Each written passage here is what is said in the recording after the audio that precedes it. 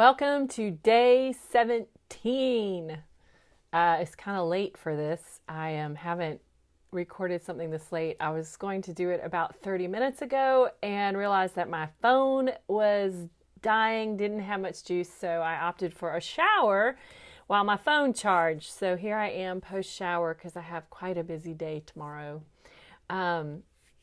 I wanted to tell you, I thought I would just talk a little bit tonight about my grandson. He's one of my favorite topics to talk about. I wish I had a picture to show you, but he is absolutely adorable. He's a tiny thing. Elijah's not even 20 pounds yet at over a year of age. So he's tiny, but he's smart and he's on the move. He is climbing up and down stairs and just kind of going at it. It's really fun. But one of the things I love about being around a baby like this that I'm really comfortable with, and his parents are really comfortable with me being comfortable, that's really such a treat, is that I kind of get to feel like I'm God. Now, I know I'm not God. Do not worry. I do not have a warped sense of myself. However, I know so much more about the world than this 1-year-old. It's crazy. I know everything. I know the colors. I know the numbers. I know the names of food. I know what's on the shelf. And he's just pointing around. He's at that age where he just points at everything. And then he chatters. He jibber jabbers quite a bit. It's kind of cute. And he's just investigating his world all the time. And so, and of course, then the funniest thing, like today, it was so cool. Courtney was so sweet and brought him over since I'm about to have surgery and I won't be able to hold him as much or see him. She was really sweet and said, "Hey, you want us to come by?" And so we spent about an hour and a half together today. And at the very end of it, they left because some students of mine were arriving, and Elijah had just realized he could open my living room drawer. And he opened it and he pulled out these coasters, and they had a container. So there's it was two round circle halves that fit together, and he had pulled them apart. And I'm holding him up because I wanted him to meet these people. So I'm holding him and I'm holding these coasters, and he just throws them or he drops them, and when they'd reach down, they'd either catch them or they'd fall and they'd get them. And he would just burst into giggles. It was like the funniest thing. Like, we didn't want to stop whatever was going on with this, with these coasters, because he was enjoying it so much. So, but that's just the beauty of these little kids, is things are so simple. And it does offer that real life, tangible perspective that I know so much more than he does, little peon human, and God knows so much more than I know. But the thing I enjoy is how much delight I just take in watching him learn and watching him just investigate and try to figure it out. And I like thinking about the fact that God delights in us as a parent. He's wanting to be close by in these stages that we go through, and these moments where we experience the wonder in this world. There's a man named Graham Cook that I listen to occasionally, and I actually, somebody sent me a video series years ago. So my friend Ancha over in Australia. Okay, hi Ancha, if you're out there. She sent it to me. She found them and she says, "You need to hear these." And I was just so grateful. They were about God's love. And one of the pictures that he gives in this series is how we need to learn to approach God with our hands up like those little kids and just go up.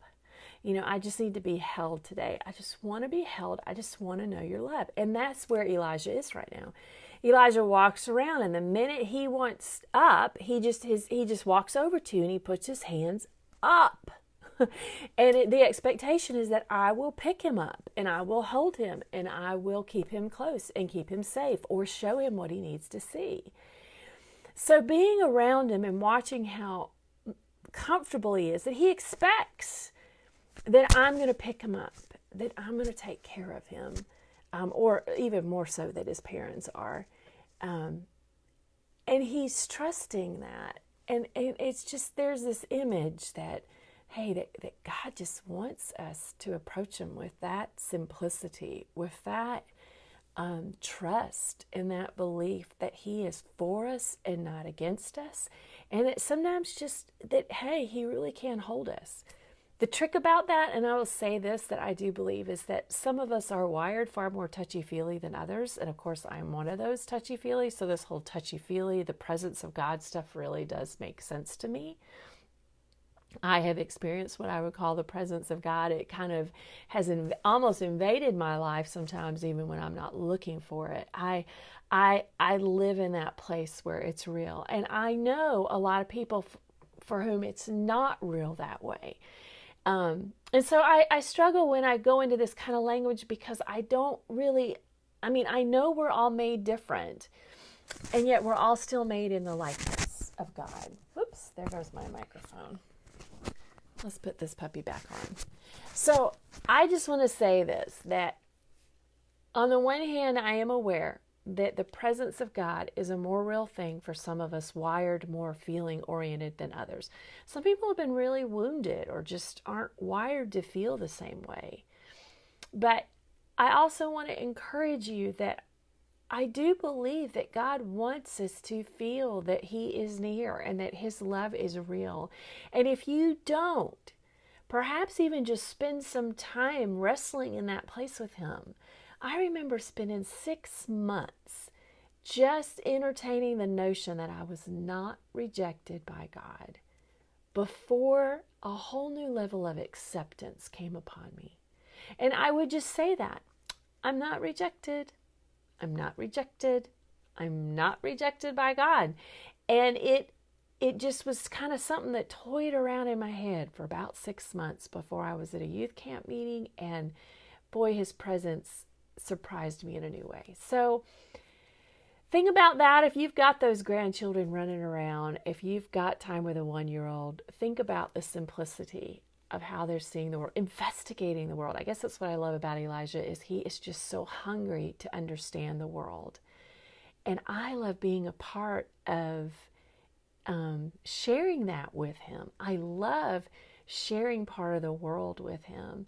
But all the more so, I really value those moments where I can remember that just as I delight in this 1-year-old kid who's learning all these things, God is delighting in me. And he delights in us right where we are. Right where we are. So that's it for tonight. Thank you for joining in. I'm very grateful for you all. 2 more days till surgery, so I appreciate your prayers. Keep me in that place where my mind is remembering that God is bigger than that operating room. All right, happy Friday.